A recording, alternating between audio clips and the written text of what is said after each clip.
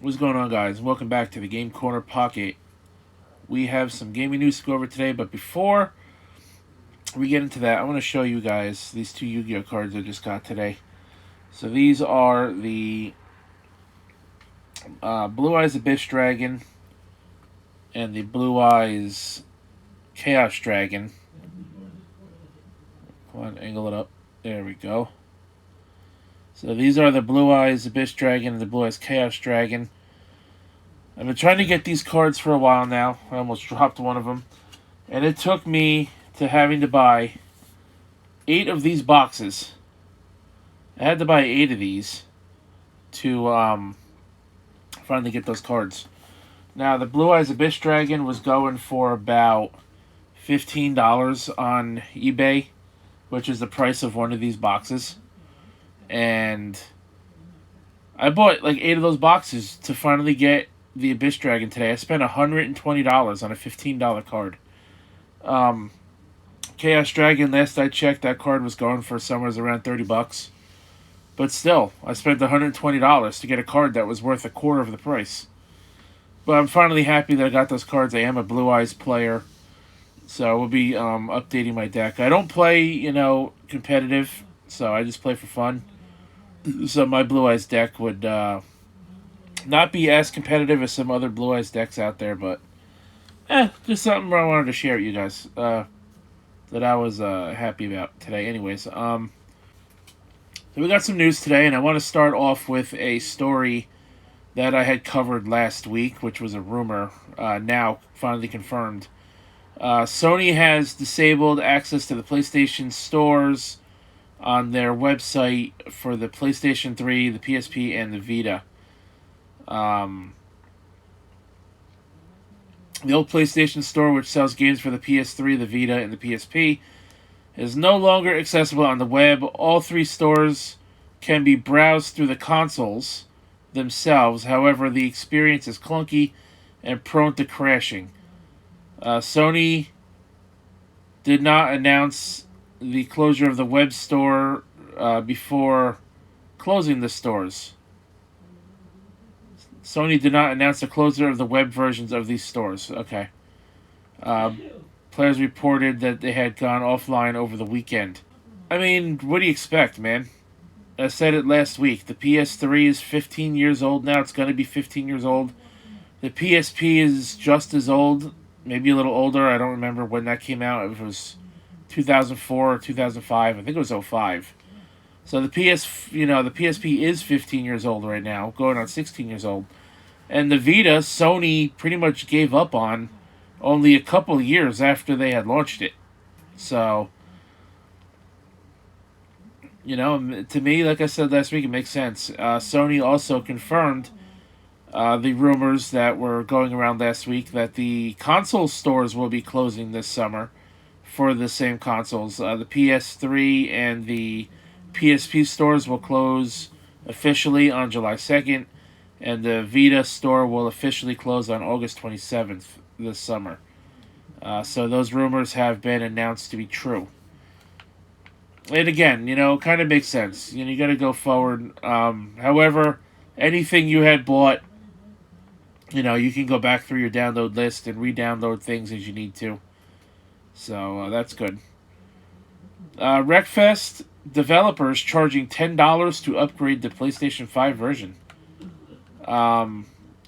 Bugbear Entertainment has confirmed that the Wreckfest PS5 update is due to release June 1st. However, anyone looking to play will cost them $10 to upgrade. Bugbear Entertainment has announced the upgrade for the PS5 version will cost $10. You could also choose to buy the full game on the PS5 for $40 if you would like. Well, if you already own the PS4 version, why the fuck would you pay $40 for the same game again on the PS5? The update introduces the 4K resolution, smooth 60 frames per second, and brings multiplayer support for up to 24 players. PS5 players will also get to feel the DualSense controller's haptic feedback in action. as well as enjoy additional foliage, improved lighting effects, blah blah blah, graphics, and all this other bullshit. So, Bugbear's online racing game, yeah, came out on PC in 2018 and 2019 or whatever. I don't exactly agree with this, given the fact that, yeah, $10 isn't a whole lot of money to upgrade from PS4 to PS5 version. But at the same time, look back at all the other developers and publishing companies who are giving the upgrades for free. I'm talking about the Madden developers. EA's giving Madden for free for the upgrade. NetherRealm Studios was giving Mortal Kombat 11 upgrade for free for Mortal Kombat 11 Ultimate from the PS4 to the PS5. And I believe 2K Games was also giving NBA 2K21 upgrade to the new hardware for free. So why do they feel the need to have to charge $10? I mean, I can understand they're a smaller studio, so they need to make money. But I don't know. I really don't know. I don't agree with it. I think they should just do what everyone else did and give out their upgrade for free. I'm not sure if Rockstar Games is giving out GTA 5, the second remaster, for free. And if they're not, I don't agree with that either. But it is what it is. Like I said, $10 isn't a whole lot of money, but it does suck. Why would you want to pay for an upgrade when a lot of other companies are giving their upgrades out for free? Next up here, Activision working on reducing the file size for Call of Duty Warzone. As part of the Season 2 Reloaded update for Call of Duty Warzone, Activision has managed to crunch down the file size of the famously huge title. Let me tell you something before I continue. That fucking file size was so goddamn big. Last I checked, it was like 108 gigabytes. I'm sure it's bigger now. Before this update comes out, but Jesus Christ, man, they really needed to fucking compress that file size, because that shit takes fucking forever to download, and it takes up a whole lot of space. And I can only imagine the Series X and PS5 version is even bigger than that. There have been multiple stories surrounding the impressively huge file size of Call of Duty Warzone. Activision is shrinking it down with its new update. Season 2 Reloaded lands in the game on March 30th, so it came out today. No, I'm sorry, it comes out tomorrow. Alongside introducing a slew of new features to the game, the developer and publisher have somehow managed to crunch down the file size to a much smaller number. Season 2 Reloaded, and I quote, also brings great news of a lower optimized file size across Warzone, says a press release. Those who own the full version of Modern Warfare / Warzone, or who own the free-to-play Warzone game, will find their overall file size footprint reduced on their respective platform. To counteract that, the Season 2 Reloaded update for Black Ops Cold War will have a download size of approximately 7.4 to 14.18 gigabytes for owners of the full version of Black Ops Cold War, or 52 to 57.8 gigabytes for owners of Warzone.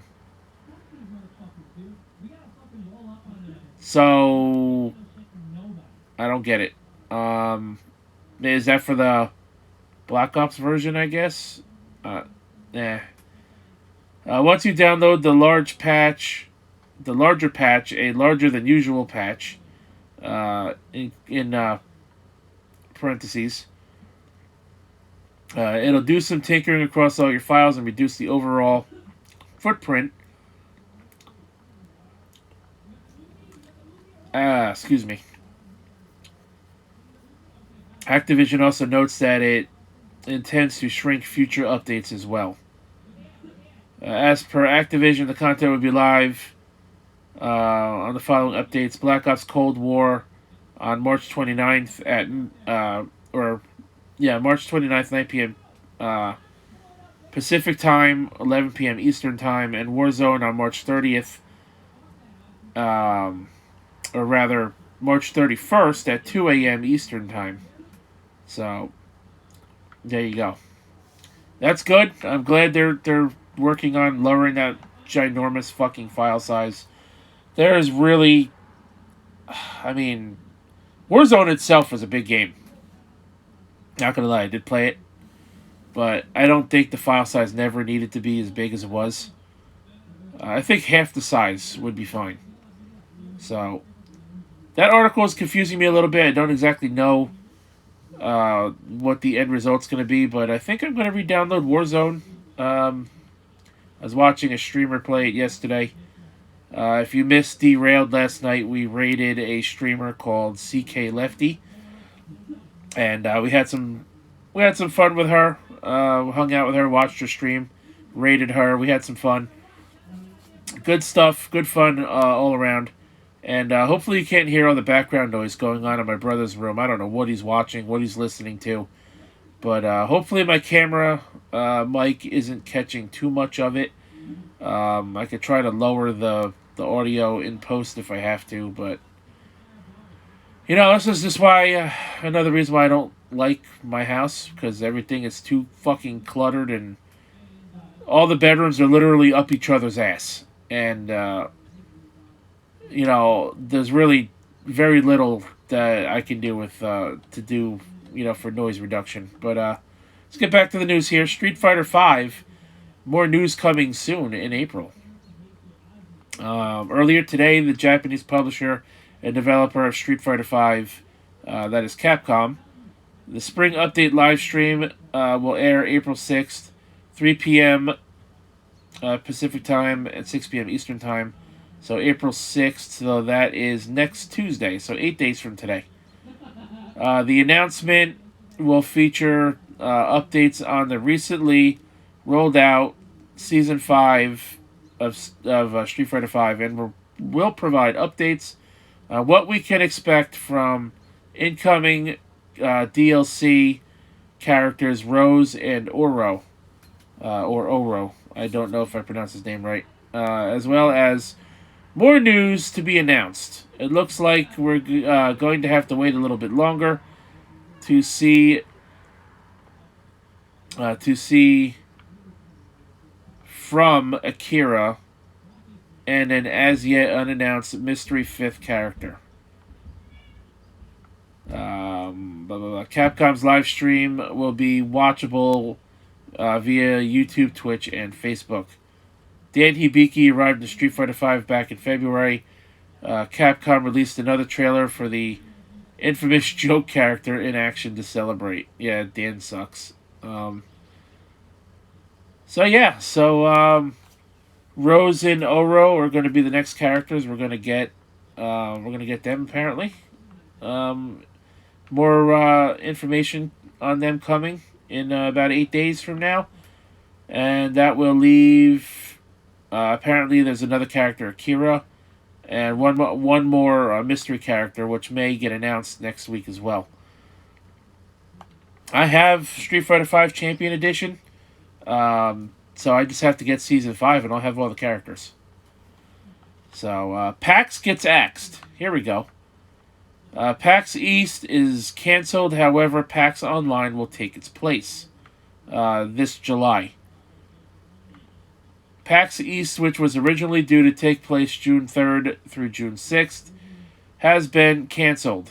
And quote, as we know, or, and I quote, as we have shown via our actions throughout the pandemic, our utmost concern is the safety of the PAX family, from attendees, exhibitors, and show staff to media and concert creators, as well as the local communities that host our celebrations of all things gaming, says PAX organizer.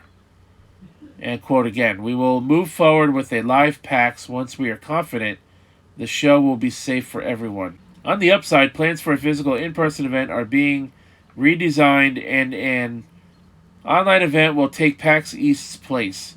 Since we can't wait until September to reconnect with the wonderful PAX community, PAX Online will return July 15th through the 18th. The statement continues. This follows the success the company saw in last year's digital-only PAX Online. So they did one last year, too. And I quote, "We hope to build on the success of last year's record-breaking event and also engage with our community in new ways, such as an indie showcase that will take place between now and PAX Online. Expect more news about these plans coming soon. If you're eager to get amongst the crowds and visit an expo in person again this year, fret not.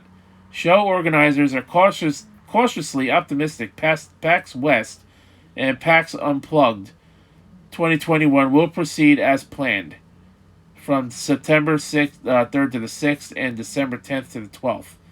Respectively, it says elsewhere in the statement, PAX plans to bring the gaming community together virtually with a number of online get-togethers this spring and summer, leading up to this year's PAX Online. PAX East will return to Boston in 2022, apparently, so cross your fingers if you fancy attending PAX East next year. Fuck Boston. That's all I gotta say about that.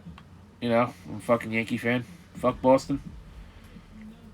Yeah, fuck Boston. So yeah, guys, that's all I got for today's news. That's gonna do it for now. Nothing really major, but you know, some kind of news we kind of already knew about, though. About the PlayStation Store shutting shit down. We knew, you know, some of the plans for the Street Fighter V Season 5 Fighter Pass or whatever the fuck I'm calling it. Supposedly it's the last one. You know, who knows? We're going to get more information on that next week. PAX is going online, so we're going to see how that works out again this year. I didn't know they did an online one last year. I would have tried to attend. So maybe I'll attend the one this year in July. You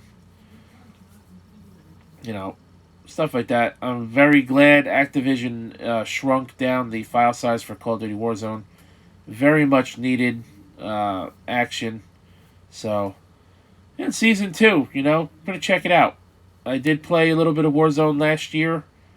You know, I enjoyed it for the most part for what I played. Definitely not a terrible game. I'm not a Call of Duty fan, and I enjoyed it. So, you don't need to own Cold War or Modern Warfare to play Warzone. Just download it. With that being said, guys, check out the Derailed Podcast episode 159. Last night was a pretty damn good episode. And you're not going to want to miss Derailed 160 because next week, Casey is Raw and myself finally go head-to-head in what should be the final challenge to end this ridiculous rivalry. I'm going to drink chocolate milk faster than him.